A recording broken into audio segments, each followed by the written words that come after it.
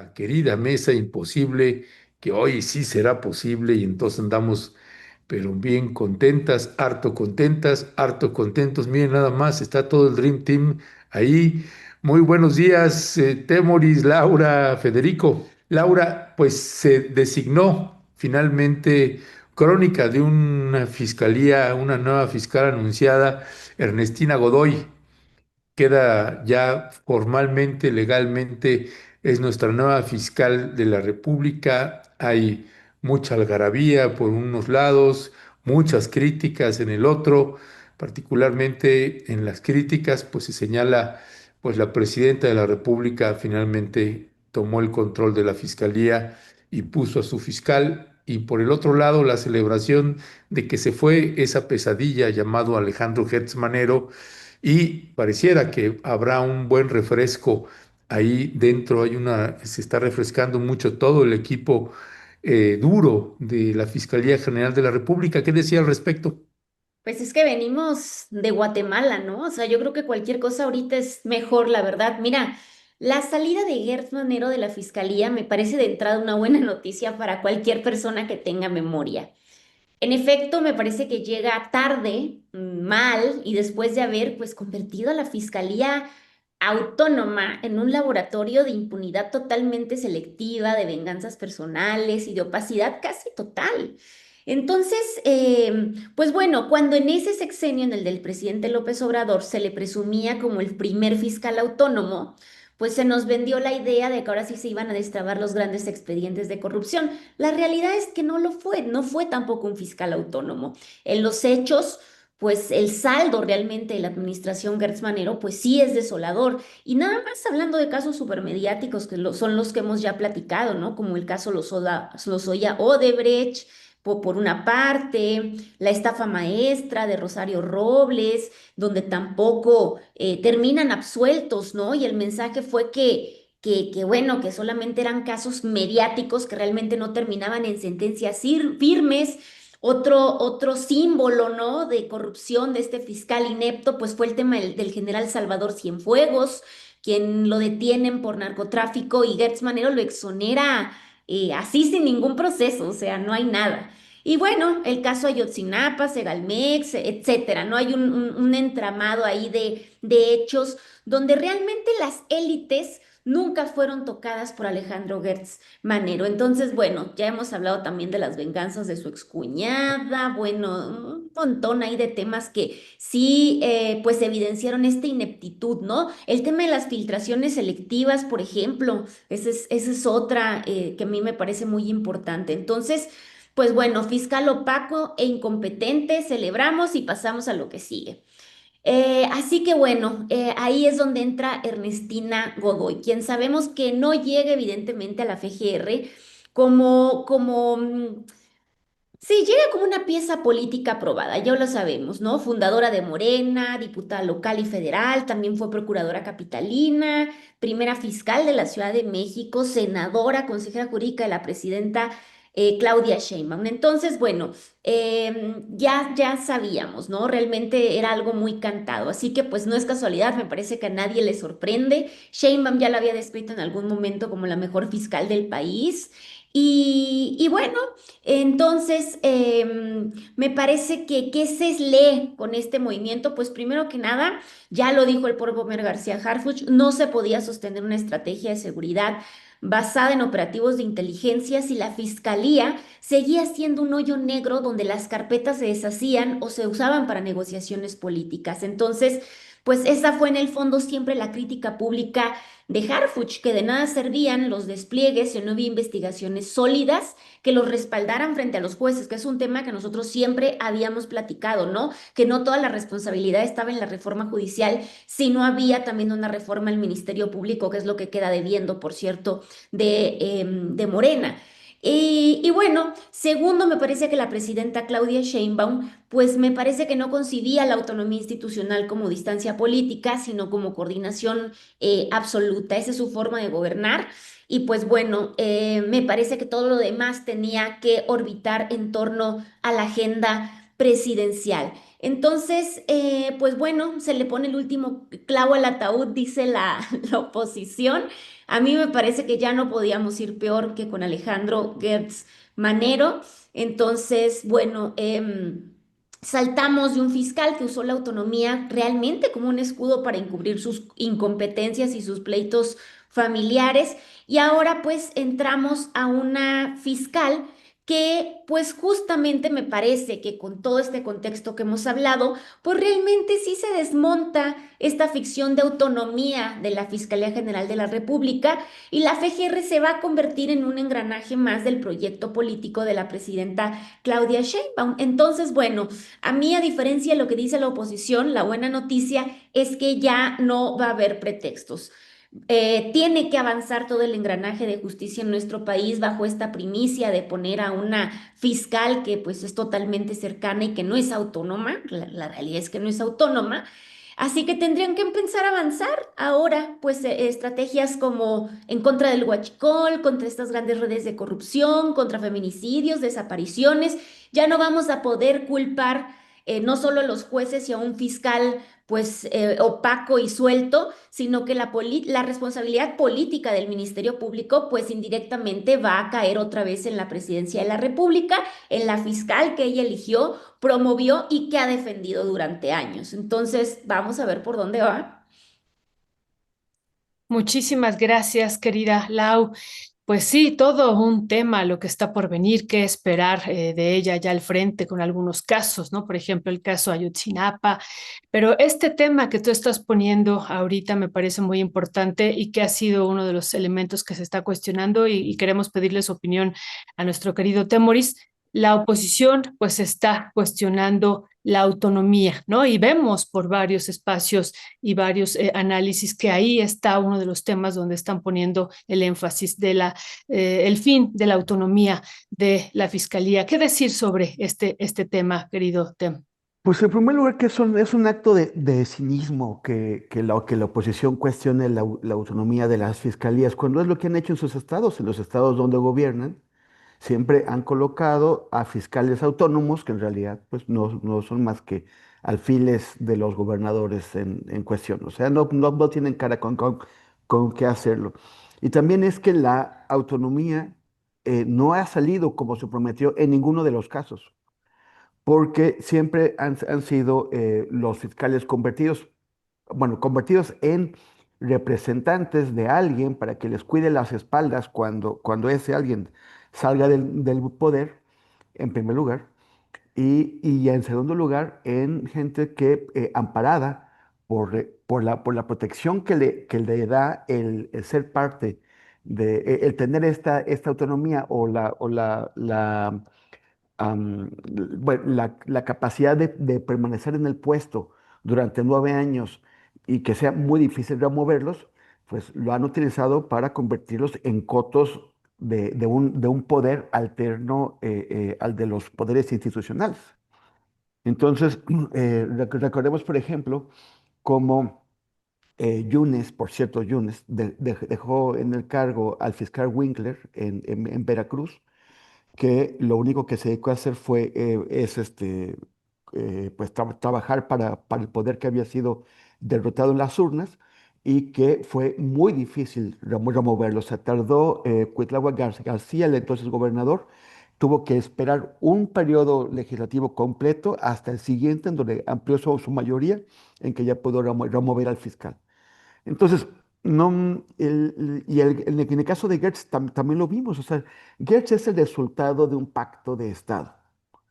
Gertz fue colocado ahí por Andrés Manuel, pero no solamente por Andrés Manuel, fue una negociación con los poderes políticos y fácticos del país en el 2018 para que la fiscalía, ellos están intentando asegurarse de que la fiscalía no iba a perseguirlos, no iba a meterlos a la cárcel. Y pusieron a un enorme representante del pacto de impunidad, como es Alejandro Gertz Manero. Entonces, así operó, o sea, 6 años se lo aventó Andrés Manuel y luego todavía uno Claudia. La reforma Poder Judicial estaba, o bueno, sigue estando incompleta, o sea, como reforma del sistema de justicia, porque las fiscalías es otra pata coja y muy coja del sistema. Entonces, por lo pronto, no se habla de una reforma de las fiscalías que teníamos que volver a ver, en donde se pusiera en cuestión el sistema o este carácter de la autonomía. Por lo pronto, pues ponen a Ernestina Godoy ahí de una manera en la que, bueno, pues el estándar con el que se tiene que medir está bajísimo.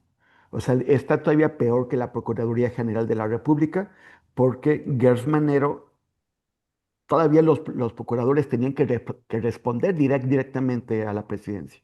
Pero Gers Manero no hizo nada más que operar sus propios negocios y sus asuntos y sus caprichos porque tenía esta autonomía. Entonces, fue todavía peor, o sea, no tiene absolutamente ni una medallita chiquita, ni una estrellita que ponerse en la frente. Entonces, lo que haga Ernestina va a parecer mejor. Es un poquito como la 4T en relación con el PAN y con el PRI. La liga estaba tan baja que, bueno, pues que casi cualquier cosa resulta una mejoría. Entonces, esto le va a pasar a Ernestina, pero ella sí tiene la obligación, o sea, tiene enormes expectativas, que tiene la obligación de hacer una reforma de ese cuerpo corruptísimo, que es la fiscalía, donde raro será el funcionario que no esté involucrado en redes de corrupción o en redes por lo menos de negligencia y de displicencia y tendrá que darnos una fiscalía que sí funcione. Esto era indispensable, no podíamos seguir con Gersay.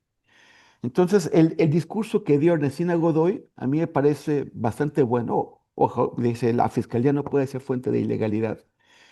A partir de ahí empieza. Tiene que estar a la altura de su discurso y entre otras cosas, pues tiene que hacer esta reforma de todos los ministerios públicos, porque no va a servir de mucho que haya una fiscala con ganas de cambiar las cosas si los ministerios públicos siguen siendo los de siempre, que funcionan, bueno, unos sobrecargados de trabajo que es parte del sistema o sea, la impunidad se basa no en que se puede comprar la justicia, pero también en que no se mueve la justicia si no la aceitas con dinero, porque los ministerios públicos tienen un trabajo excesivo, tienen unos alteros de expedientes con los que con los que no pueden. Entonces, tiene que atenderse el tema del exceso de trabajo y también, pues, a mí me parece que someter a pruebas de confianza y reemplazar a muchísimos que en realidad lo único que se han dedicado a hacer es a participar en la corrupción. Entonces, la tarea es enorme y sí, pues por lo pronto los primeros movimientos se ve que va a haber una mayor colaboración con la Secretaría de Seguridad, lo cual también es indispensable si se pretende que el esfuerzo que se está haciendo para darle seguridad al país tenga éxito. Gracias, gracias, Temoris. Federico Bonazo, ¿está bien que la presidenta de la República designe a la nueva fiscal general de la República? ¿No está bien ninguna de las anteriores? ¿Qué decía al respecto? La pregunta incómoda me tocó a mí, demonios. A ver, María, Madre de si Dios. nos ponemos en puristas del modelo de separación de poderes y recordamos que en algún tiempo apoyamos la idea de una fiscalía que sirva. ¿Por qué? Porque veníamos de un autoritarismo que usaba la fiscalía descaradamente como agente de persecución política. Entonces, cuando la sociedad empezó a pensar y los que conocen de diseño institucional comenzaron a proponer que realmente a México le urgía las fiscalías locales y empezando por la General de la República, antes Procuraduría, antes del cambio a la autonomía, de que realmente sirviera y para servir tendría que ser autónoma del poder político, todos estuvimos de acuerdo con esa idea. ¿Qué ocurrió? Que no fue autónoma y que para colmo no funcionó con Gertz Manero. Es decir, se produjo una combinación donde el diseño institucional modélico en la práctica mostró inoperancia. Y mostró inoperancia por una serie de condiciones políticas, inercias de cultura política en México, inercias de ese autoritarismo que todavía adquiere ahora nuevas formas. En fin, podemos ser muy críticos de eso desde la pureza institucional o institucionalista, pero ante la crisis brutal de seguridad pública que viene acompañada de ese lastre al que hemos identificado como uno de los mayores lastres que vive la sociedad mexicana, que es el de la impunidad, pues había que actuar también de emergencia. En este momento, el manotazo que evidentemente, yo sé que mi tocayo Federico Anaya le echa la culpa que la presencia de Gers Manero fue culpa del progresismo buena ondita, pero estoy más con David Peña en la teoría de que no. O sea, ahí hubo, y con la de Temoris ahora, ¿no? De que claramente López Obrador tuvo que ver con la designación de Gers Manero porque le sirvió. Y cuando nos hacemos la pregunta clave de por qué demonios estuvo Gers Manero tantos años ahí, ¿para qué estuvo? No solo por qué, ¿para qué? Pues si tú ves los resultados, una de las consecuencias más claras estuvo ahí para detener y proteger, detener el avance de la investigación sobre las Fuerzas Armadas, allí donde habrían delinquido, allí donde habían participado en crímenes como el de Ayotzinapa. Entonces, es evidente que fue un fiscal que le sirvió a una 4T que surgió con mucho temor al lawfare, con mucho temor a que desde lo judicial se hiciera un avance sobre un proyecto naciente muy amenazado. Hay que recordar que tenía razones para la paranoia López Obrador. Un fraude electoral en el 2006, una serie de maniobras en el 2012 que también, lo del desafuero antes, la campaña de peligro para México, es decir, llegó muy forzado, muy amenazado el proyecto. Y necesitaba tener un personaje allí que le cerrara, que le pusiera fuera un dique, que le cerrara conflictos con aliados estratégicos, no necesariamente aliados que le caían bien a la sociedad y menos a la sociedad de izquierda, pero que eran fundamentales según la concepción obradorista para consolidar el proyecto. Por eso estuvo Gertz ahí. Y por esa misma razón, este manotazo a la ciudadanía le abre una nueva expectativa en cuanto a la procuración de justicia. Dices, bueno, por lo menos ese dispositivo, Harfush Policía, Ernestina Fiscal, Claudia Sheinbaum un Ejecutivo, funcionó en la Ciudad de México. Pues ojalá que pueda funcionar a nivel federal, que es otro tipo de reto muy diferente, según los que entienden bien de este asunto nos cuentan, ¿no? No es tan fácil copiar el modelo de la Ciudad de México a otros territorios donde el crimen organizado tiene otro tipo de presencia y de cooptación de estructuras del Estado, ¿no? Entonces, bueno, los retos van a ser gigantescos.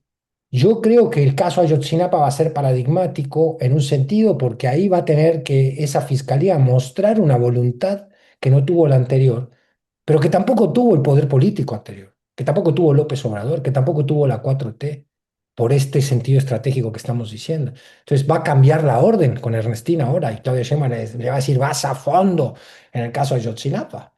Pues yo lo dudo. Ojalá, sería sensacional, ¿no? Para abrir el champán de la esperanza, que esta sociedad está tan necesitada de esperanza legal, de esperanza de justicia, ¿no? Luego van a haber todos los otros casos que comprometan a la 4T, Segalmex. ¿Se va a avanzar a fondo allí? ¿Acaso vamos a ver, como pasó con Murillo Karam, la detención de una figura importante para dar la imagen de que entró ahora sí una fiscal implacable? ¿No? Como Gers cuando captura a Murillo Karam y las cosas parecen cambiar y después se lo exonera a Cienfuegos, ni siquiera se abre la carpeta con Cienfuegos. Entonces, ¿qué veremos? Ojalá que algo más que un cambio de maquillaje. Hay ciertos antecedentes de Ernestina, incluso dicho por los que han litigado desde los derechos humanos, cuando tenían que ver con la Fiscalía de la Ciudad de México, hablan de una persona, un funcionario o una funcionaria pues más sensible a las víctimas, ¿no? Hay una serie de elogios y virtudes que se pueden ver en Ernestina Godoy que animan a pensar que vamos a tener una fiscalía que acompaña, por lo menos la Fiscalía General de la República, no estamos hablando de las locales, que es un problemón, y no se ve una iniciativa de ley que ataque ese problemón, pero bueno, que acompañe esta renovación del Poder Judicial también llena de cuestionamientos, ¿no? Eh, Veremos qué sucede. Espero que no tengamos que tirar nuestra esperanza y expectativa a la basura muy pronto. Démosle el beneficio de la duda. Y creo que lamentablemente el tema de la autonomía tiene que ser relegado a otros tiempos, ¿no? México vive una verdadera crisis de seguridad pública, una crisis de desaparición de personas, eh, una crisis de delincuencia organizada que azota a la sociedad y que hay que enfrentar con otras herramientas, me parece, en este momento. Y una de esas es la tan mentada coordinación a la que apela la presidenta Sheinbaum. Muchísimas gracias, querido Federico. Pues tenemos otros temas, pero antes de pasar a los otros temas, y sobre todo al tema de la marcha, que también pues ha generado mucha polémica también en redes sociales. Querida Lau, pues ayer la presidenta decía, mandé una terna de puras mujeres porque es tiempo de mujeres, esa fue la argumentación. Ya ha habido en otros momentos al frente de lo que era la PGR, antes estuvo Marisela Morales y también Arely Gómez, y bueno, pues ahora estará ya en la Fiscalía Ernestina Godoy. ¿Qué cambios esperar con el perfil de Ernestina también en tiempo de mujeres, también hacia la injusticia que se han vivido también por parte de estos hombres en este país hacia ellas, sobre todo en términos de lo que están viviendo en términos de justicia, querida Lau? Micrófono, Lau. El micrófono. Las otras procuradoras fueron terribles, ¿no? Recordemos a gente como Marisela Morales. Esperemos, es decir, ser mujer no es garantía de que no va a haber impunidad. Me parece que uno de los mandatos más espantosos que ha habido, por ejemplo, es el de Marisela Morales. Justamente, no, de terror esa mujer.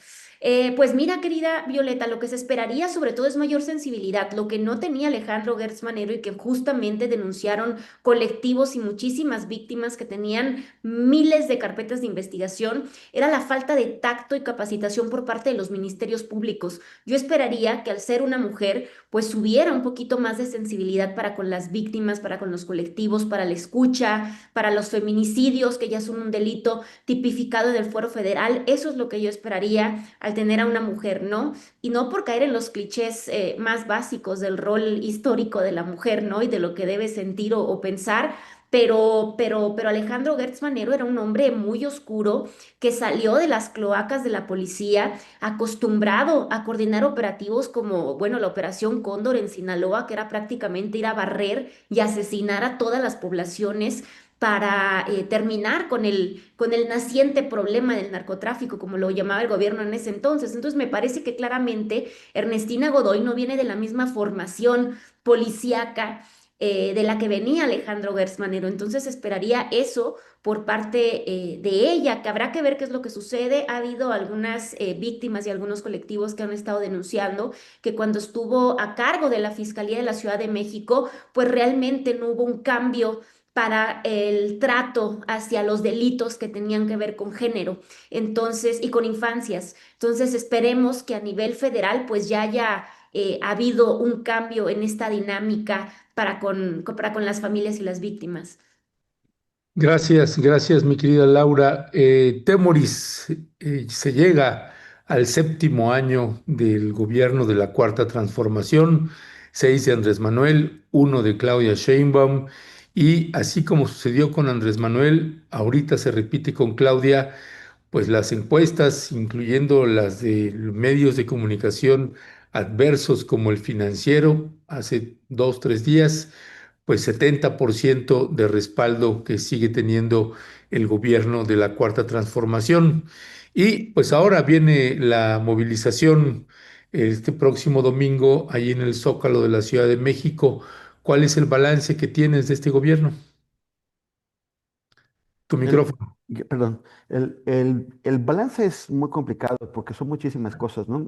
Veo que hay, todos tenemos algunas causas más cercanas al corazón y en la medida en que los gobiernos responden o no a esas causas específicas, queremos hacer balances generales de cómo funcionaron estos gobiernos. Y me parece que no se puede hacer así porque si en un bosque hay 100 árboles y hay cuatro que nos gustan y esos cuatro pues no están creciendo como quisiéramos, no podemos ya descalificar qué es lo que pasa con todos los demás. Por ejemplo, en el caso Ayotzinapa o en el caso de la reacción ante el genocidio en Gaza, pues ha quedado a deber. Pero hay otras cosas que son muy elocuentes. Y que tal vez a mucha gente que que no comparte nuestros, las cosas que nos importan tanto, pues les parecen más importantes. Yo creo que el que hayan salido 13 millones de personas del umbral de pobreza es un enorme éxito. El tema de los salarios finalmente se está avanzando, no con la velocidad que quisiéramos, pero va hacia la semana de las 40 horas. Entonces, es muy complicado el balance y como comentaba hace un rato, pues cuando lo pones frente a los antecedentes del prianismo, pues, pues bueno, pues es patético, ¿no? Es patético lo que había antes. Entonces, hay que... la liga, el estándar estaba muy bajo. Pero por otro lado está el tema que ya ha sido advertido de cómo este movimiento que se presenta como de izquierdas, pues tiene no solamente un montón de figuras que son de derecha o gente simplemente sin ideología, solamente con intereses que tiende a la corrupción, pues como siguen teniendo un enorme peso y desde algunas perspectivas lo están ganando. Unos, académicos muy reconocidos, Máximo Baldonesi, César Pineda y Sergio Tamayo acaban de publicar un libro que está disponible gratuitamente en línea que se llama Luchas sociales y participación política en el sexenio obradorista y en particular Máximo Baldonesi lo abre con un artículo que se llama La paz obradorista, contención de la lucha social y gobernabilidad progresista.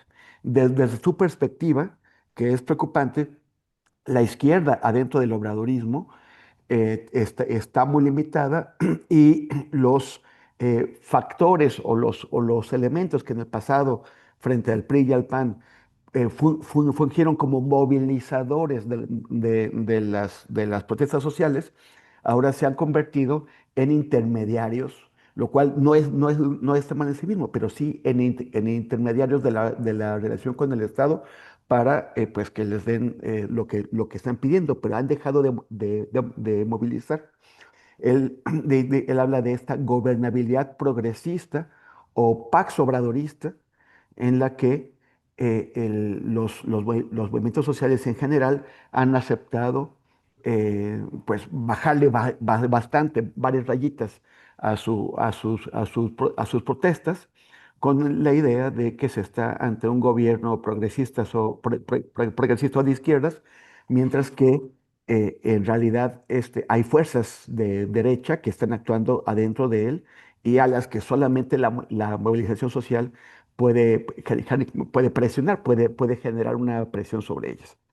Entonces, a mí me parece que vamos a estos 7 años, pero en realidad la lucha se sigue estando dando y se tiene que dar nuevamente con la reactivación de la capacidad de ejercer presión que deben tener los movimientos sociales para activar o para fortalecer a aquellos sectores dentro de la 4T que son sensibles a estas causas y contener o hacer retroceder a estas fuerzas de derecha adentro de la 4T que siguen ocupando espacios muy importantes y que posiblemente están ampliando su capacidad de acción y de influir adentro de la 4T. Gracias, Tem, gracias por esta reflexión. Lau se tiene que ir, entonces si están de acuerdo, vamos con ella para este segundo tema, a 7 años de las 4T, y bueno, pues la marcha del 6 de diciembre. Y no olvidemos también que se acaba de publicar el libro del expresidente, entonces también podemos comentar un poquito al respecto, querida Lau, que pues ya ha estado circulando de manera pues intensa desde el primer día que él lo comentó. Bueno, al día siguiente empezó a circular de una manera intensa y pues eso preocupa por las ganancias. No, no es cierto, no es cierto, de que puede tener él hacia futuro. Y Lau, ¿qué decir sobre todos estos acontecimientos que hemos estado viviendo en torno a estos 7 años y también la respuesta que está viendo de la oposición en redes sociales? Claro.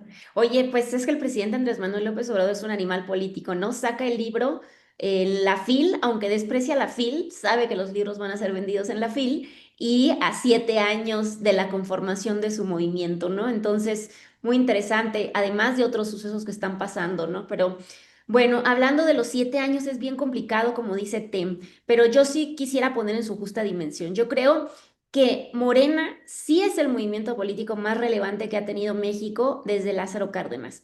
Y no solo por los votos, ya lo decía Tem, y los niveles de aprobación que ha obtenido la presidenta, el presidente Andrés Manuel López Obrador, sino porque sí modificó el sentido de la acción estatal hacia los sectores populares. Me parece que sí convirtió esa orientación en identidad política sobre todo. Entonces, pues 7 años después y con el relevo en marcha hacia el ciclo de Claudia Sheinbaum, pues ya podemos hablar de un proyecto que ha gobernado el país y que puede evaluarse con datos, con avances y con pendientes muy claros. Así que yo resaltaría que, por ejemplo, en el Buen terreno día. social, pues sí hubo un cambio que es difícil de negar, incluso para la oposición y los críticos de gobierno que tuvieron que tragarse sus palabras. Y estamos hablando del tema del aumento del salario y la expansión del gasto social y cómo esta combinación finalmente saca de la pobreza a millones de personas y los coloca pues a los hogares más pobres en una situación mejor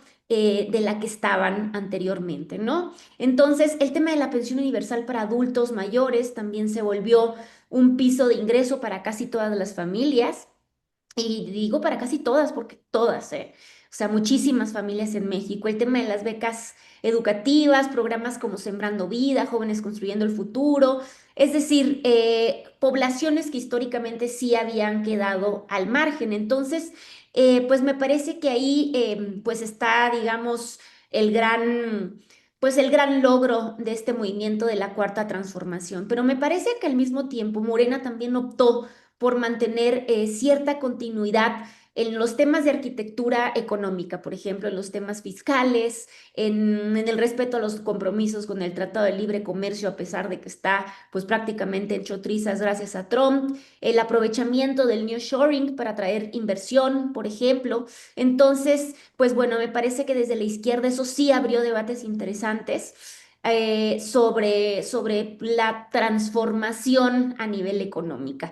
Sin embargo, me parece que donde sigue enfrentando más dificultades a 7 años, pues es en dos temas, ¿no? Uno de ellas es la reorganización del sistema de salud, que sigue siendo una deuda pendiente muy grande, esta transición del seguro popular al bienestar, pues que ha dejado momentos de mucho desorden institucional, de mucha falta de claridad para los usuarios y bueno, incluso hasta de desabasto y denuncias de medicinas. Entonces, me parece que aunque el objetivo era construir un sistema público más universal y menos fragmentado, me parece que la velocidad de los cambios, el tema de la pandemia, pues han hecho que este sea un tema que todavía está en proceso y no termina de cuajar en 7 años, lo cual pues sí me parece preocupante.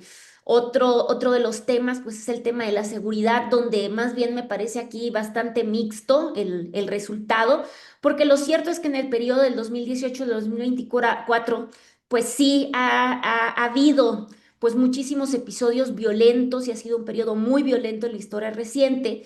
Pues en buena medida, como decía Tem, ¿no? Por inercia que venía de los sexenios anteriores y por la capacidad que ya habían acumulado estos grupos criminales ante la inacción de los gobiernos priistas y panistas, pues la realidad es que actualmente con el gobierno de Claudia Sheinbaum y sobre todo en los últimos meses, pues sí se observa una tendencia a la baja en homicidios que el gobierno pues atribuye a su nueva estrategia. Sin embargo, pues sigue habiendo discusiones sobre cómo se han logrado este tipo pues de avances. Y aquí la discusión de fondo me parece que tiene que ver con el papel de las Fuerzas Armadas, de cómo el gobierno realmente sigue defendiendo la participación militar como una medida para estabilizar territorios, lo cual es algo que a mí, pues como persona que creo que soy de izquierda, pues no es un tema que me haya gustado, ¿no? El tema de normalizar esta presencia y dejar pues en segundo plano la construcción de capacidades civiles como son el tema del reforzamiento de las policías. Entonces, por ahí podemos seguir hablando de muchísimos temas, pero me parece que estos son para mí los más relevantes en estos 7 años. Pues muchas gracias, Laura. Y Laura, pues Laura se tiene que ir. Corro. hay una cita médica, así que Laura, que todo vaya bien. Querida. Un fuerte Abrazos, abrazo. amigos, amigas. Bye bye. Suerte, Lau. Gracias. Hasta el jueves que Suerte, entra. querida. Gracias. Gracias, gracias. Pues no te voy a hacer ninguna pregunta difícil. No, por favor, son las que me gustan, querido. Tú avanzas sin piedad. No, pues 7 años. Me parece que ahorita Laura hacía un buen recuento. Luces y sombras, mi querido Federico, sobre el gobierno de la Cuarta Transformación, los 6 de Andrés Manuel, el primero de Claudia Sheinbaum. Y te preguntaría, además, ¿qué cambió entre el gobierno de Claudia Sheinbaum y el gobierno de Andrés Manuel López Obrador? Qué buena pregunta, la segunda también. A Facilita, ver, facilita. y regalada, ¿eh? Y además en 2 oraciones la resuelvo. A ver, ah, bueno, vamos por la primera. Luces y sombras, creo que Temi y Laura hicieron un buen balance. Me gustaría hacer énfasis en una coyuntura con la que podemos medir esas luces y sombras, que es el brutal ataque que está recibiendo el proyecto llamado 4T, el gobierno federal. Es un ataque que está afincado en verdades, algunas, otras parciales y otras francas mentiras, desde luego, o tergiversaciones o exageraciones, calumnias, ¿no? La más grande, para identificarla con un ejemplo, que desde Estados Unidos hasta los congresistas, diputados y senadores del PRIAN están instalando la idea de narcopresidenta y narcogobierno. Y no me parece que por más que a nosotros nos dé risa ese eslogan, porque no tiene ningún asidero en la evidencia, no me parece que sea algo trivial.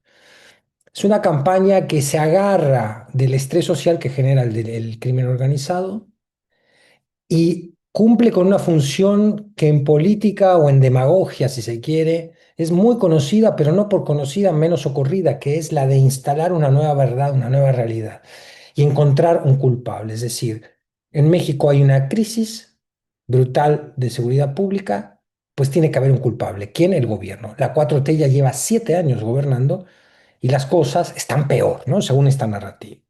El gobierno intenta anteponer datos que no alcanzan en lo cuantitativo a disolver la sensación cualitativa, la percepción de violencia con la que vive la sociedad, que es una percepción que cotidianamente da razones de ser, porque hay cotidianamente gente agredida por el delito de la extorsión, por el delito del crimen organizado en todas sus dimensiones, es decir, es una realidad, ¿no? Las familias están azotadas por el drama de la desaparición de personas, todos los días vemos cómo se publica la imagen de una nueva chica desaparecida, un muchacho desaparecido. Claro, la oposición va a hacer de esto un elemento de propaganda. Y yo creo que crece, lamentablemente crece, esta estrategia de la ultraderecha que ha cundido con gran fuerza en otros países de Latinoamérica y con poca fuerza gracias a que la 4T tuvo un gran comunicador político que fue López Obrador, que a través de este dispositivo de la mañanera logró revertir el sentido común, la narrativa dominante, pero que no va a alcanzar en la medida en que ciertos resultados en materia de seguridad no se concreten. Y otro tema muy importante que lo mencionaba Laura, que es el de la salud. No tenemos un sistema de salud que se condiga con las expectativas que genera un gobierno de izquierda. No se condice. Dieron mal la batalla, a mi modo de ver, intentando combatir la corrupción de la distribución de medicamentos y otro tipo de delitos que estaban incrustados en todo el sistema de salud antes de pensar en el derecho ambiente. Y entonces, al equivocar la prioridad ahí, generaron ciertos vacíos que también, primero que nada, causan daño a la población. Siguen postergando un acceso elemental y universal a la salud que no se ha logrado y mucho menos después del daño que ha causado el neoliberalismo. Entonces, estos dos elementos son un pasto cotidiano que nutre una propaganda muy vil, muy perversa, muy hecha de mentiras, de desproporción, violentando la historia y violentando la evidencia, que es la que ha montado la ultraderecha en México, muy aconsejada, siempre lo hemos dicho, porque esto está muy demostrado, por sus patrones foráneos, ¿no? Son patrones foráneos que a través de las instancias de coordinación de esta ultraderecha, ya sea la CIPAC, ya sea el Atlas Network, ya sean una serie de fundaciones o incluso la tutela individual de personajes como Agustín Laje, como Cayetana Álvarez, ahora tenemos a este Negre aquí, que se ha insertado en México con un nivel de virulencia y dice, ¿no? La narcopresidenta no me quiere dar el micrófono en la mañanera porque es una miedosa. López Obrador se hubiera aceptado, no como ella, que es, y la llena de adjetivos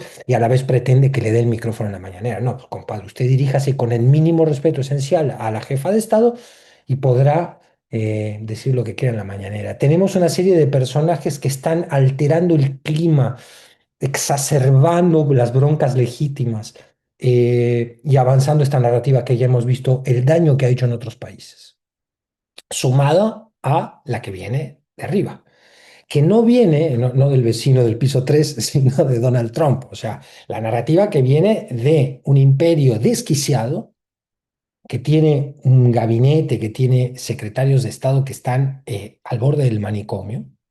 No habíamos visto una cosa así en tantísimo tiempo y habría que revisar la historia de los Estados Unidos para ver si alguna vez el gobierno de los Estados Unidos fue tomado por una banda de forajidos delirantes como la que tenemos ahora, ¿no? Con Oye, Christine espérate, Noem. pero aquí ¿Eh? tienes, pero ¿quién gobierna Estados Unidos ahorita? Una banda de forajidos delirantes. Exactamente. Un A, delirante. a las órdenes de unos tecnooligarcas que están pensando en cómo vivir 500, 600 años, ¿no? Con nuevas tecnologías, en fin, y el transhumanismo, en fin. Hay un nivel de delirio de una ciencia ficción chafa, ¿no? Ni siquiera llegan a Bradbury, que hacía más elegante la distopía, no. Estos tipos son una suerte de, este, no sé, el parangón, sórdida ciencia ficción del siglo XXI. Eh, en esta coyuntura de ataque feroz, a la 4T una marcha como la del 6, a la que lamentablemente no puedo asistir porque llegó un día después, amerita en algunos, en mí, en el que habla, desata un reflejo de militante de izquierda, de gente que sabe de dónde viene también mucha de la gente que está en la 4T, ¿no? Empezando por Claudia Sheinbaum.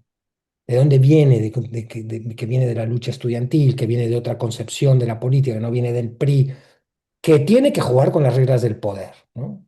Y no me extiendo porque eso daría para una reflexión aparte. Y siendo un reflejo, decir, bueno, a ver, estamos ante la primera vez que hay un gobierno en México que intenta desafiar la matriz de la desigualdad, que intenta por lo menos quitar la condonación impositiva a los privilegiados deudores fiscales de las élites de siempre, que desafía con tibias iniciativas legislativas la ley minera, que es tibia, esta ley de las aguas, que es tibia nuevamente, pero que va en el sentido correcto. La ley de derechos indígenas, tibia también, llena de pendientes y de claudicaciones, pero que asoma a ciertos cambios en el sentido de los derechos y de combatir los privilegios, y dices, "Pues esto hay que defenderlo. Hay que defenderlo porque es lo que ha podido construir la sociedad, porque también nos podemos atorar en la crítica purista, decir, no, este gobierno traidor, que sigue haciendo funcionar a la burguesía, y podemos bajar una serie de categorías marxistas, enojarnos con la 4T y decir que sea lo que Dios quiere. Pues no, no se puede. Este es la opción política, lo mejor que ha podido construir esta sociedad. Es el producto de esta sociedad, no es el producto de unos malos que bajaron de Marte antier. Entonces, como ciudadanos y como gente que vive en un país llamado México, tenemos que hacernos cargo de que esto es lo que hemos podido ensamblar. Por supuesto, eso implica seguirlo criticando, seguir apostando porque la dirección siga siendo la correcta, pero en este momento mi reflejo es de defensa.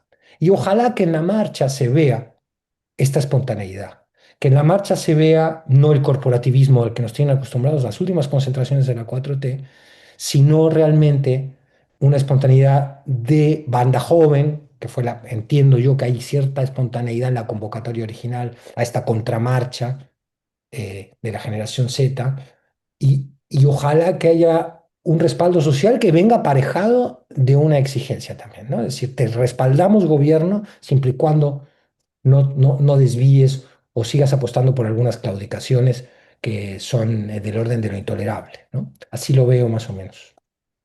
Muchísimas gracias, Federico, por este análisis. Yo nada más ahí pondría un paréntesis en torno a la ley minera que tú comentabas ahorita. Me parece que hubo un avance muy importante el sexenio pasado.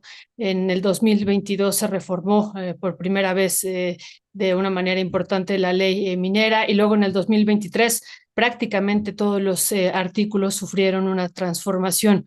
Entonces me Claro. parece que fue un avance sumamente importante y que tenemos desde mi perspectiva que defender y avanzar más, no retroceder, ¿no? Como es en algunos escenarios que se están planteando en torno, por ejemplo, al Plan México. Así es que gracias por ese análisis tan extraordinario, querido Federico. Yo quisiera preguntarte, hay otro tema, pero antes de avanzar al otro tema, en torno al libro Grandeza, que el centro son los pueblos indígenas. ¿Cuál es tu balance del sexenio anterior sobre lo que hizo López Obrador con los pueblos, las transformaciones que tú ves y los pendientes ya también que hay para plantear en este sexenio? Híjole, Violeta. Pues yo más bien te preguntaría a ti y a Ernesto que nos diga el balance de eso. Este, No le Pero, saque, compadre, éntrele a la pregunta. Ay, sí, pero me la pusieron todavía más difícil que a ti. No se me Pero incomode, mi Temoris. creo que hay mucha incomodidad porque los grandes proyectos, en los megaproyectos, la debida consulta necesaria y además obligatoria por mandato constitucional a las comunidades indígenas no se hizo de una manera satisfactoria para muchos. Yo no tengo de ninguna forma una opinión experta en eso. Sé que he visto muchas quejas y también he visto argumentos de que sí se hizo. Se acusa en particular al actual presidente de la Suprema Corte de Justicia, Hugo Aguilar, de haber operado esta, estas consultas que desde el punto de vista de los críticos pues no fueron, no se hicieron de la mejor manera. Perdón, es que estoy en un hotel aquí en Guadalajara donde espero verte al rato, Ernesto. Pero... Pero bueno, pero en realidad sí es un tema en el que me siento pues bastante débil y no quisiera ir más allá en esto. Solamente complementar a lo que dijo Fede, que estoy de acuerdo en todo, solamente creo que sí hace falta hacer una precisión. Esta sociedad, o sea, esto es lo mejor que ha logrado producir hasta el momento esa sociedad, pero esa sociedad no existe en el vacío ni se manda sola, lamentablemente, sino que vivimos en un contexto de un sistema económico y de un yugo político, un sistema económico capitalista en donde el neoliberalismo se impuso desde el famoso consenso de Washington que nos llevó a todos esos países ahí atrás y también con la enorme presión de nuestro vecino del norte, ¿no? Entonces, esto es lo que produjo la sociedad en el contexto en el que ha tenido que desarrollarte. Se ha escrito bastante en México sobre los límites de la autonomía del Estado, pero también que otros procesos se han intentado impulsar y han sido descarrilados. Esta sociedad produjo el gran esfuerzo ciudadano que en 1988 estuvo a punto de cambiar el sistema, o al menos la forma en que estaba en aquel momento. O sea, lograron retrasar el cambio decidido por la sociedad nada menos que 30 años. Y todavía ahora, o sea, este cambio solamente se logró con este esquema de frente amplísimo en el que pues tuvieron que incorporar a sectores de derecha, a grupos de interés, incluso a otros grupos que a mí me parece que en el principio estaban bien intencionados, pero que cuando se vieron afectados en sus intereses, pues ya no estuvieron tan contentos. Entonces, pues bueno, pues es el mundo en el que vivimos y el sistema en el que estamos insertos. La cuarta transformación no busca transformar el sistema político económico de fondo, solamente son paliativos para tratar de hacerlo más social, menos depredador.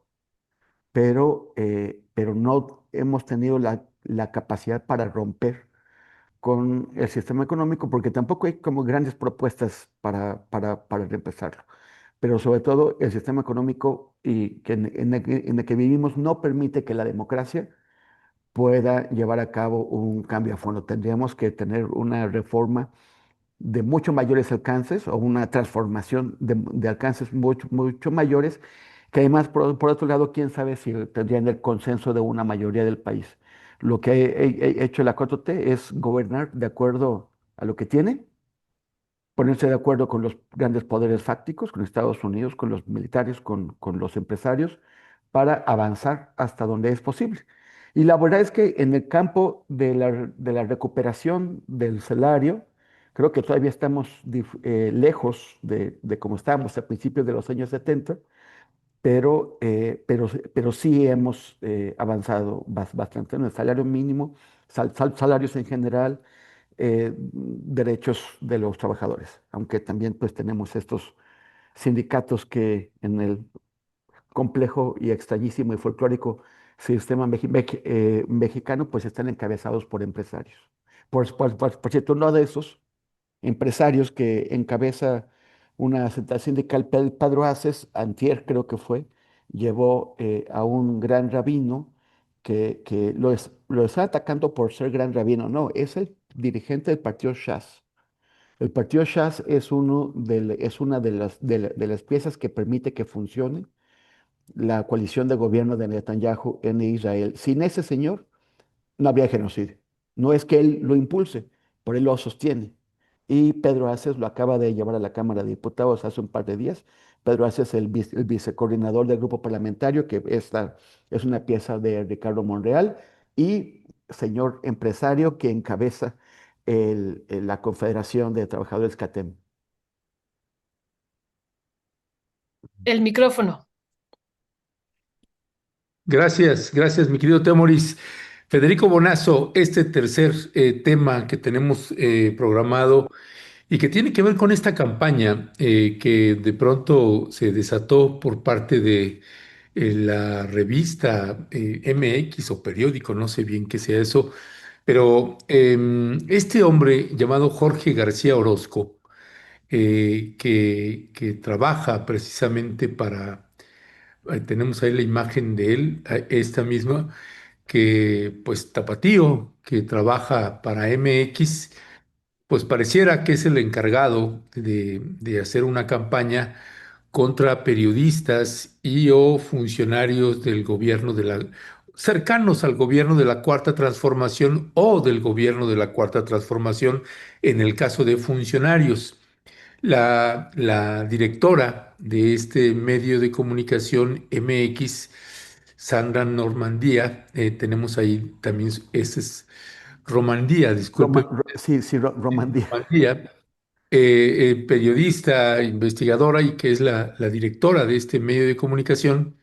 Pues bueno, hay una campaña que vemos que se ha desatado que la han desatado ellos en redes sociales y que vamos a ir pasando algunas de las imágenes precisamente denunciando los recursos que reciben algunos medios de comunicación o periodistas o esposas de periodistas, se van sobre los chamucos, se van sobre la esposa de Álvaro Delgado, se van sobre Hamlet García Almaguer y hacen una mancuerna entre MX y este medio que se llama La Derecha Diario, Claro. nada más y nada menos.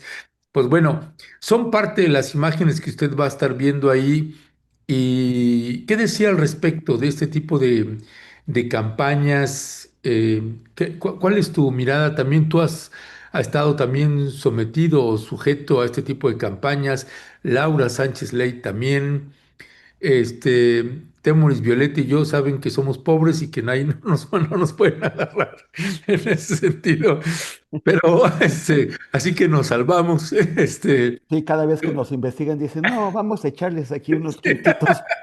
Ya Sí, ni me digas porque hasta se llevaron mi auto. sí, no, ¿Cómo que se llevaron tu auto? se lo robaron. Se lo Se- robaron. Neta de Violeta, sí, Entonces sí. ahora soy más pobre de lo que Lo era. siento mucho, Violeta, lo siento No, mucho. Violeta, qué desastre. Sí. ¿Pero el seguro no te lo va a pagar o qué?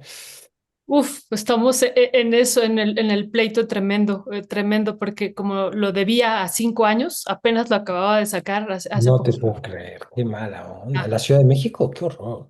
Sí, sí, aquí, fuera de mi domicilio, pero bueno, nada, hacer un paréntesis para decir que sí, Pero no entendí, ¿el seguro te lo va a pagar?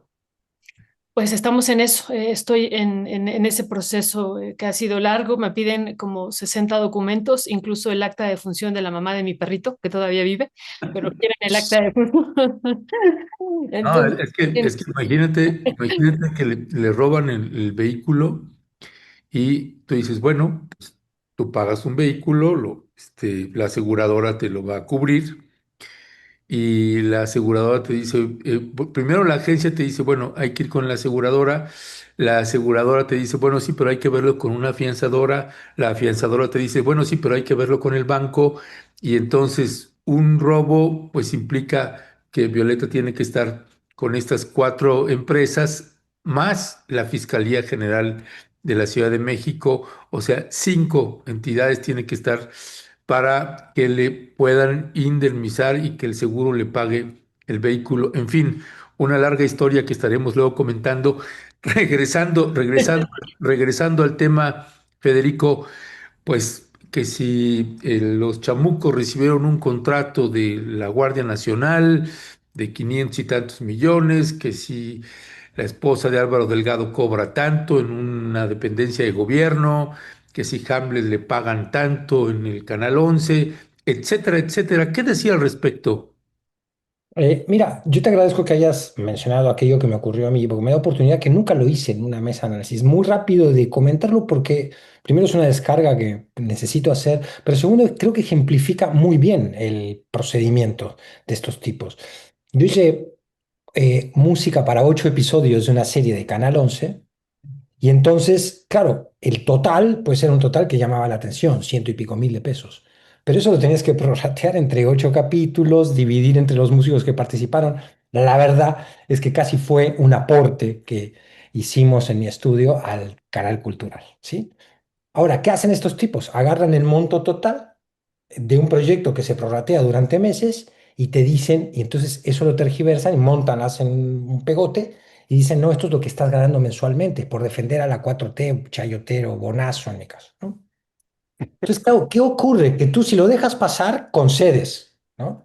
Usan la plataforma de transparencia, pero tergiversan, ¿no? Dan la impresión de que eso es lo que ganas mensualmente. Y entonces mucha gente ya no se pone a averiguar y queda con el impacto, ¿no? Como decía López Obrador, la mentira, si no mancha, por lo menos tizna, ¿no? Es decir, instalan la calumnia y entonces instalan la sospecha. Y cuanto más te defiendes, peor parado quedas, porque entonces dices, se está defendiendo. Entonces hay que encontrar un balance entre aclararlo al menos una vez y luego, pues no pelarlo más. Claro, yo no hago un trabajo de música original, que es de lo que vivo y a lo que me dedico, para la telecultural desde el 2018. Ya no he podido encontrar nada más. Pero imagínate si yo hubiera seguido dando esos servicios, bueno, a la que me hubiera caído, ¿no? En el caso de estos medios, bajar ahí con una, tanto como una moralina como secundar este tipo de propagandas, me parece ambas posturas una equivocación. Está bien que los medios cobren de alguna manera. Si nos ponemos en estrictos, los medios independientes, que cobren de publicidad del gobierno. Si nos ponemos estrictos, podemos, digamos, nuevamente en una sociedad modélica donde el fiscal sea puro, prístino, probo e intachable, una sociedad modélica donde la separación de poderes sea realmente efectiva, donde no haya pobres también, ¿no? Donde no haya poderes fácticos, porque eso es lo que ocurre. Podríamos generar un escrutinio y decir, a ver, ¿qué cantidad de apoyo dan ustedes al gobierno y qué cantidad de ingresos reciben? Y intentar ensayar una correlación ahí. Pero por otro lado, me parece que si los grandes medios han cobrado alguna vez, que si es una profesión a la que le dedicas tu vida, tu día entero, estás dedicado a eso, que es el caso de los chamucos, que es el caso de Sin embargo, están dedicados al periodismo. ¿Se puede hacer alguna crítica que es un periodismo sesgado? Se puede hacer. Algunos de ellos te dicen francamente, yo soy de izquierda y apoyo a este gobierno, como decía Helguera, y no tenía pelos en la lengua. ¿Por qué voy a criticar un proyecto político al que quise ver instalado en Palacio Nacional durante toda mi vida. No lo voy a criticar, lo voy a apoyar. Bueno, entonces, ¿se puede esbozar alguna crítica desde un purismo rigorista? Pues se puede. Pero por otro lado, es evidente que hay una labor periodística que aporta en la mayoría de estos medios y bueno, y reciben algún tipo de, no algún tipo, no, importante apoyo económico de parte del gobierno en algunos casos, pues sí, lo reciben. Con eso se financian, con eso pagan equipos, con eso pagan sus emisiones, con eso. Eh, no, yo no lo veo como un pecado, ¿sí? Desde luego, no me parece mal que la sociedad diga, oye, pero tú estás recibiendo del gobierno tanto, tanto, y no te he visto criticar al gobierno en tal y tal y tal situación. Se vale. Pero eso es una cosa muy diferente a usar la tergiversación, usar mal las cifras, la cifra del proyecto total, convertirla en cifra mensual, que es lo que hicieron conmigo, con César Pineda y con tantos otros que no son ricos para nada, simplemente en algún momento estuvieron en contacto dándole servicios a la televisión cultural o a alguna instancia del Estado. Son dos cosas muy diferentes. Una cosa es la crítica, decir, bueno, a ver, correlacionar apoyo del gobierno a respuesta periodística a crítica o que modere la crítica al mismo gobierno, y otra es subirse a una campaña en la cual tú estás diciendo, ¿sabes qué? Ustedes son agentes chayoteros pagados, ¿no? Que me parece que es algo muy diferente lo uno del otro. Ya. Muchísimas gracias, perdón, tenía el micrófono aquí apagado. Gracias, Federico. Pues yo no sabía eso que te había pasado, Federico, qué bueno que lo estás compartiendo y gracias, gracias también por esa experiencia que también hay que analizarla detenidamente. Como dices tú, ya cuando se divide, pues resulta que ustedes están hasta poniendo, ¿no? Pues sí. Todo lo que implicó todo el trabajo. Gracias. Tem, pues, ¿qué decir sobre esto que está ocurriendo? Esta campaña, pues que, ¿por qué en este momento además, ¿no? ¿Y quién está detrás de ella? ¿Son estos personajes que presentábamos ahorita, estos dos personajes, o hay algo más atrás, Temoris? Bueno, no tengo idea de si hay alguien atrás o no. Ni tampoco puedo asumir que se está produciendo, o sea, como parte de una especie de plan o de coordinación, o es simplemente que encontraron una beta y que la están explorando y están yendo hasta donde puedan. O sea, creo que no hay elementos para ponerlo aquí. Sí, sí existe efectivamente un clima de buscar cómo desprestigiar a la 4T, pero y pues no sé si existe algún tipo de campaña coordinada, que yo creo que en algunas partes sí, pero en el caso de este medio de comunicación no lo sé. Yo creo que al principio no iban mal, porque este mismo cuate, ya estuve viendo, es el que estuvo, el que encontró los gastos de diversos políticos que están en la 4T. eh, el que hizo los cálculos de los relojes, cuánto costaban, de todas estas cosas que son, todos estos lujos de gente que, algunos de ellos que nunca se proclamaron de izquierda, pero que están montados en este barco que se llama de izquierdas y que pues aprovechan para sacarle todo el jugo que pueden al poder. Y también de otros que sí vienen de la izquierda y de una izquierda además muy crítica de los excesos del poder y que de pronto pues se emocionan y se van en clase de lujo a París, entre otras cosas. Pero entonces a mí me parece que eso es correcto. O sea, hasta ahí es correcto. Porque no tendríamos que lamentar que esto ocurriera si no estuviera ocurriendo. O sea, aquí no es problema de quién hace el periodismo. Creo que el problema está cuando eso, más allá del periodismo, empieza a parecerse a tratar de buscar y de moverle. Por ejemplo, vimos este contrato que se publicó de un periodista que el contrato que nos presentan, que como evidencia que nos presenta quien hace la denuncia, dice que son 360,000 pesos los que le van a pagar durante 6 meses, o sea, 60,000 mensuales. Pero el texto, el copy que acompaña la denuncia, dice que son 360,000 mensuales. Claro, ese es el truco. Entonces, pues sí, pues están ahí manipulando y luego intentar encontrarle que, bueno, que la esposa de Álvaro Delgado trabaja, pues eso es también el machismo, ¿no? O sea, espérame, como la señora no tiene las capacidades y se asume que tiene este puesto solo porque es la esposa de Álvaro Delgado.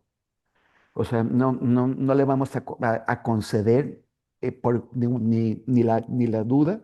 A mí me parece que es un gesto de machismo. Y también asumir que lo que un medio de comunicación recibe por parte de publicidad, pues también hay corrupción ahí. A mí me parece que el mismo medio que presenta esta denuncia aceptaría felizmente que le dieran estos contratos de publicidad.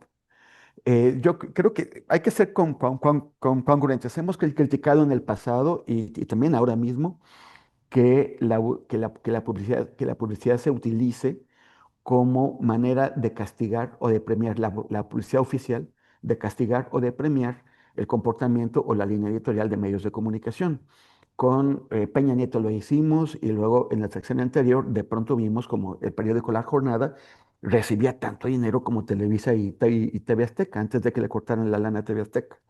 Pero entonces eran los medios premiados, o solamente que uno es un periódico con un ámbito, un alcance limitado que tenía lo mismo que una cadena con 4 canales nacionales de tele. Entonces, pues también efectivamente hay un premio que se estaba entregando aquí, que bueno, pero ahora, si al medio de comunicación, en este caso MX, le dieran un contrato como el que le dé, sin embargo, pues ya los quiero ver rechazándolo.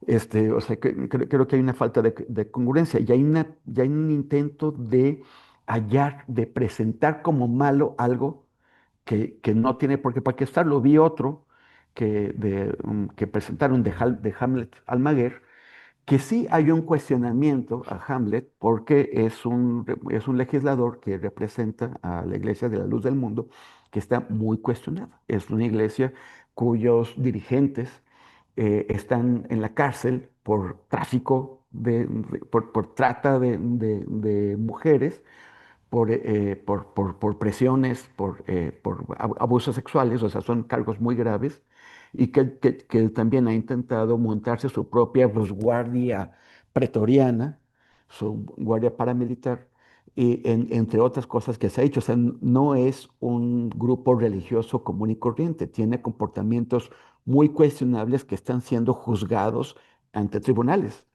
Entonces, pero bueno, que eso genera sospechas sobre Hamlet Almaguer, pero tampoco se le ha demostrado ningún tipo de comportamiento reprochable. O sea, nos genera la duda de si esto se puede producir porque él pertenece a esta iglesia, pero tampoco sabemos. Entonces también se presenta lo que le pagan por aparecer en un programa como si hubiera algo malísimo o de corrupción.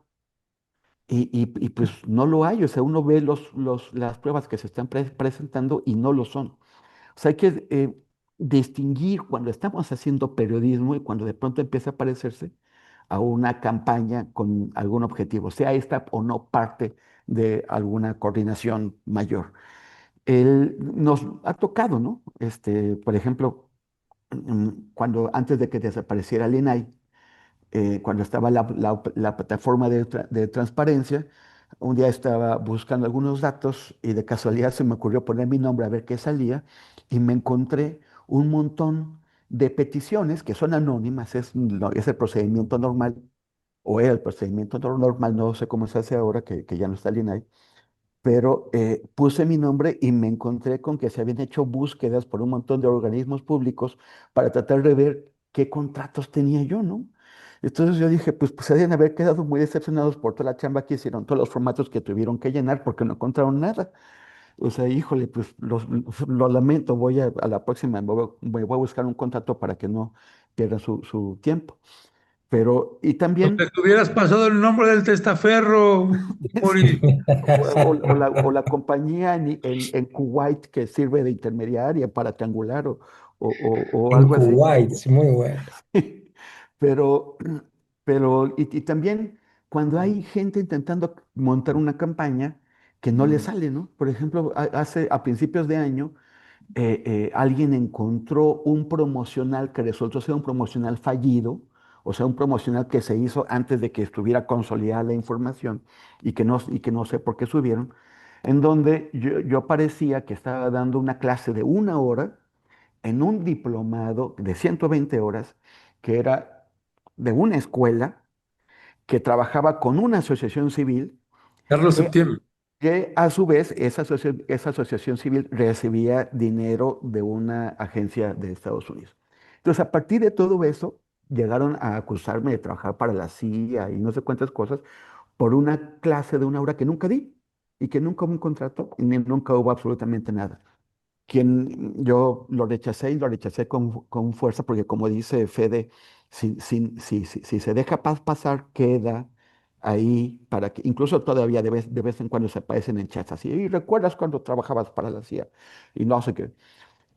Siempre hay gente con ganas de así, bueno, pues como lo rechacé, en otro canal entrevistaron a la directora de la escuela que dijo, no, es cierto, cuando le dijimos las condiciones de esto, Temoris no aceptó y publicamos este promocional sin que Temoris estuviera confirmado. Y luego el propio autor del ataque tuvo que reconocer pues que no, pero dijo, pero otros sí. Pero el problema es que cuando ves a los otros que sí, por ejemplo, encontramos algunos periodistas que no voy a mencionar para no prolongar la difamación, que ellos sí dieron 1 hora, una clase de 1 hora en un diplomado de periodismo en una escuela con mucho prestigio Sí. que entonces así como que dices, bueno, ¿y esto por qué va a estar mal? Incluso, o sea, en particular hablé con una periodista que me dijo, yo sí la di, yo no sabía que tenía que ver alguien, quién sabe qué, pero yo di una clase de 1 hora y me pagaron 2.500 pesos.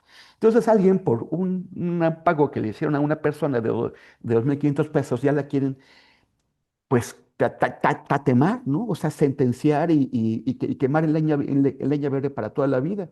Y como a mí me pareció incorrecto salvarme yo, de decir, yo no di esa clase, pero parecía que implícitamente estaba aceptando que era mal. Entonces quise salir a defender a esta compañera y a otros también, porque pues es absolutamente abusivas este tipo de campañas que no son periodismo, están intentando destruir reputaciones y mediante un juego político.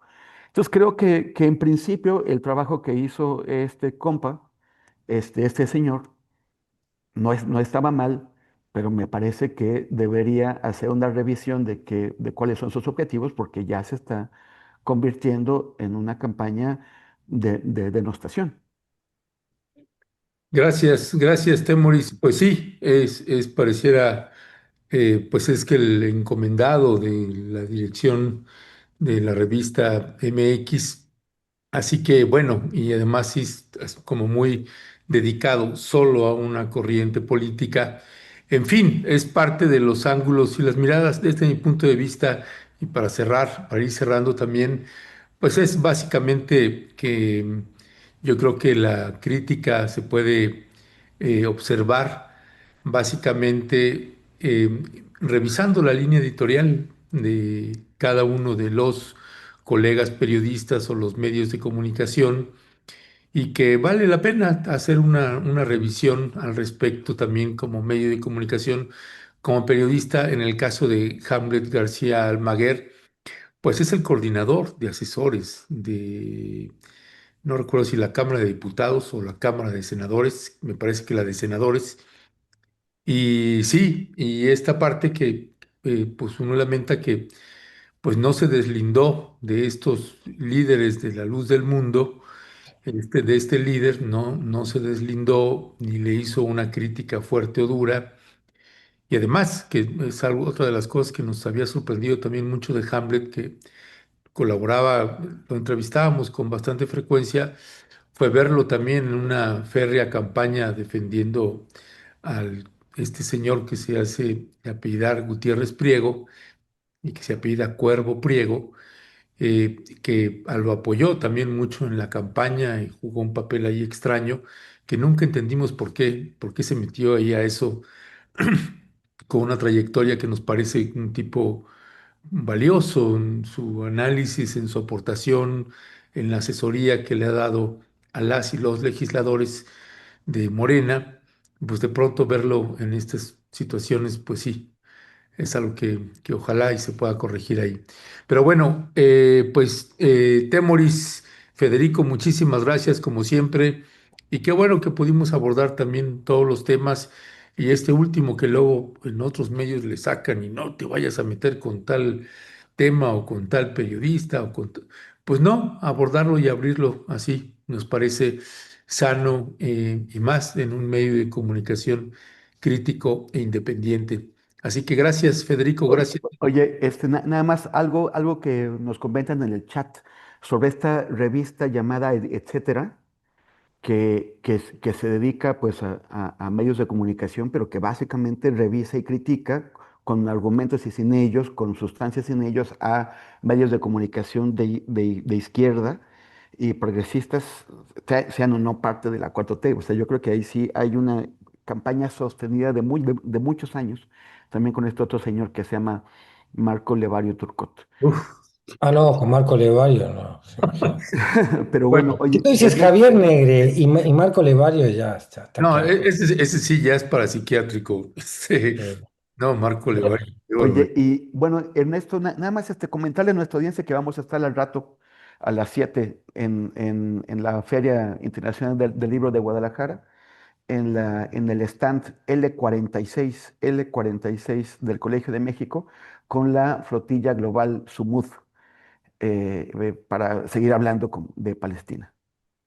Así es, Temoris, pues nos vemos al ratito ahí. Y ahí está el cartel, mi querido Asael, a propósito de lo que está comentando ahorita Temoris, pues ahí tenemos el cartel.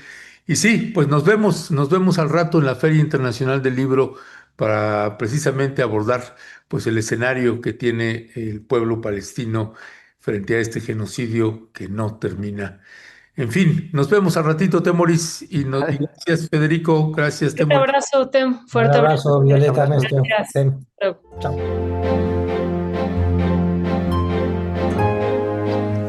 Una vez más, Rompeviento TV invita a su querida audiencia a participar en la gran celebración navideña en Tierra Adentro este viernes 19 de diciembre, donde celebraremos el gran sorteo de fin de año donde podrán ganar un iPhone, una computadora Mac y una bicicleta muy especial, participando al número que aparece en pantalla. Tu solidaridad nos hace posibles. Celebra con nosotros y gracias todas, gracias siempre.